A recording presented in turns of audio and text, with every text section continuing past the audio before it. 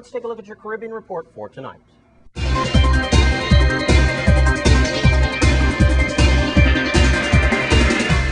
We start with last week's report on President Obama's visit to our neighboring territory of Puerto Rico. Now, the backlash, as President Obama may have only visited Puerto Rico for 4 hours, but his brief fundraising visit has unleashed a growing political fury in the U.S. Caribbean territory. Legislatures of Puerto Rico's pro-statehood ruling party said that they are resentful that he swooped in and raised about $1 million and did not offer any help to our solutions as the island battles soaring crime rate and higher unemployment compared to that of the U.S. state. The legislature threatened to derail one of the objectives of the president's June 14th visit to wooing Hispanic voters in the mainland in his quest for re-election. Local Senator Melinda Romero, a delegate of the island's chapter of the Democratic Party, said she demands an apology from President Obama and will travel to the U.S. next week to meet with Puerto Rican leaders in key states, including Florida and New York. The president did not bring anything to the table, she said in a statement issued last Friday. His visit only served to take away dollars, just as they take away our young people to war. She also demands a return of the money raised. And it's been made official. Jack Warner has quit the FIFA as vice president Monday, and soccer's governing body dropped the bribery investigation of him, saying that the presumption of innocence is maintained. Warner and Asian soccer chief Mohammed bin Hamad were suspended from the FIFA last month amid the gravest corruption crisis to rock the scandal-hit organization. The two leaders were accused of offering $40,000 cash payments to Caribbean voters during the bin Hamad failed presidential campaign to unseat Step Bladar. Warner says that he resigned of his own volition and self-determination, and his departure appears likely to have stopped the promised football tsunami of revelation designed to embarrass the FIFA after they accused him of the bribery on May 25th. This Caribbean report is brought to you by MLK Tires, keeping you rolling right. And that's your Caribbean report for tonight. Well, finally, Edna, who fell in Ario Diaz's housing community late in January, has been relocated to the ground floor. Here's Wes with more. Well, look who's out of the well. It's Edna. She's got her first floor apartment. Congratulations, Edna, and thank you, Housing. It only took News Channel 8 6 times to come here and do the story on Edna. Now watch this. The camera's going to turn, and look, a wheelchair ramp and all. Well, you know what this means, Edna? You have to always stay in a wheelchair in a cast for you to have this apartment. You might get fixed up and they kick you out of here and say this is a handicap apartment. Well, folks, I don't know what to say except thank you. And look, here she is eating a little piece of fried chicken. It looks like the cast is healing thanks to Dr. Pedersen and his staff. Edna, what do you have to say? The world is waiting. Millions of people are watching you on YouTube. I've had people call from as far as New Jersey saying, when's Edna going to be on the ground floor? What do you have to say, Miss Edna? I'd like to thank Housing Authority for helping me to get on the bottom floor. And also I'd like to thank my boy, Wes Small, for helping me to get on the bottom floor. No problem. No problem. Well, how are you feeling? I'm feeling okay. Yeah, you still got a rough road to go. Yeah. I know. But now I know there's a lot of happy EMTs that don't have to carry you down 3 flights of stairs anymore. No, they don't. And I'd like to say to one of the guys for Way Coach, I hear that you injured your back. I'm sorry. Oh, when he was carrying you, he hurt his back? That's what they call and tell me that he injured his back. Yeah. I like to tell him, I'm sorry for you hurting your back. Okay. Because he's my partner. You're going to always be my partner. All right. Edna, congratulations to you, Mama. I hope I never have to come here to Ario Diaz and complain about up and down again. I have one more person to thank. Yeah. I'd like to thank the fella that exchanged apartment with me. Oh, somebody switched apartments with you. Yeah, I'd like to thank him for exchanging apartment with me. Wow. He did a good job. I had no idea. Brother, whoever you are, God is waiting for you in heaven with wings. That's a very nice gesture. I never thought about that. The man traded his apartment.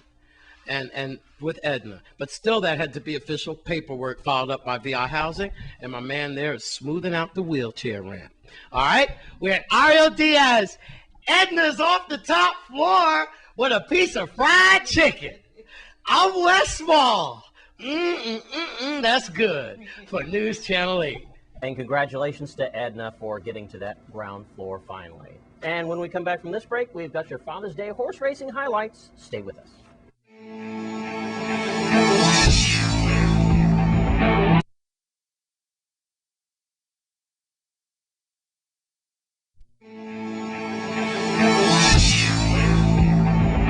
And tonight in your Sports 411, time for your Father's Day horse racing results. Thanks a lot, Joe. Well, this past Sunday, we have 8 exciting races at the Ronald Doc James Racetrack for Father's Day. Well, in the feature race of the day, the Who's Your Daddy Classic. Folks, we had an exciting one, man. Without any further ado, let's go to Rashidi Clemens for the call of the race. We're good to go. Gate bus and they're running. The groomsman breaking on top of the extreme outside. Seems a little distracted right now as they head down the stretch for the first time. Now moving to the front is Cherokee Law. Cherokee Law is going to pass a wire in front for the first time when it means nothing. Erie's Run under a tight hold, moving in third position. As they enter the clubhouse turn, that is still Cherokee Law leading the way. In alongside the rail is Erie's Run, and they ran the first 2 in 24. Still Cherokee Law leading the way, 1 length advantage over Erie's Run, who is under a tight hold. Groomsmen on the outside now beginning to take a fight. As they head up the back stretch, it is still Cherokee Law. Groomsman is right there, a half length out of it. 1.5 lengths out of it is Erie's Run. As they head up the back stretch, it is still Cherokee Law. The first 4 in 48, all your fractions set by Cherokee Law. Groomsman is still a half length out of it. Running there a length and a half in third is Erie's Run. As they pass the 3/8, it is still Cherokee Law. Cherokee Law is looking good today. Half length advantage still over Groomsman. Erie's Run still running in third position. In the middle of the turn, it is still Cherokee Law with 2 furlongs to go. They ran the 6 in 1:12 and 2. Cherokee Law is trying to lay down the law at the top of the turn. And down the stretch they come. Cherokee Law leading the way with 1 furlong to go. On the outside is Groomsman. Erie's Run is ready to run. And down the stretch they come. It's going to be a good one with a 16 to go. Cherokee Law on the inside. Erie's Run on the outside. Cherokee Law. Erie's Run on the race of the day. Wow, impressive run by the 7-year-old Gildan Cherokee's Law. Showing the rest of the field. Who's your daddy? Oh, buddy. Groomsman. And down the stretch they come. Super Pop is alongside Midnight Approval. Midnight Approval in alongside the rail. Super Pop passes him real easy. It's a half length advantage right now for Super Pop. Super Pop with a 16 to go is going to get to the wire first. Running in second position is going to be Midnight Approval. Running in third, Joe Boss. Here are the other winners on the day. Super Pop with Jackie Winstonhurst taking the first race of the day with a come from behind victory. Impressive. Outside, Honey Mustard Time saving ground on the inside, and down the stretch they come. Maurice Rivera with 1 furlong to go, and Cool Light looking good, but the Rasta Queen is not done yet. The Rasta Queen at the 16 pole is looking good. On the outside is Cool Light, but the Rasta is going to get to the wire first. Running in second, Cool Light. In the second race, it was Rasta Queen with Winstonhurst again in the saddles. Salty's glider right there with 1 furlong to go. Skip skiing alongside the rail. Making a move on the outside is Alacat. It's going to be a great finish at the 16 pole. Alacat came to run today. Alacat on the outside is going to get to the wire first. Running in second position. Halo Bordeaux. In the fourth race, it was Alacat with Miguel Sanchez. And 7th. Alongside the rail and now moving to the middle of the track. But down the stretch they come. It is still Irie-ites with an Irie feeling. Express to Cali trying to make a move. But Irie-ites has still got a lot of run left. Coming on the outside is Emerald Star. But it is going to be Irie-ites. In the fifth race, it was Irie-ites Irie feeling. With Christian Dooley Soto with his second win on the day. Down the stretch they come. On the outside is Blackjack Bob. Finishing style seems to be done with it. And so is Green Sand. It's Blackjack Bob. Blackjack Bob now has the lead. Blackjack Bob has put him away. Blackjack Bob is your winner. Green Sand in second.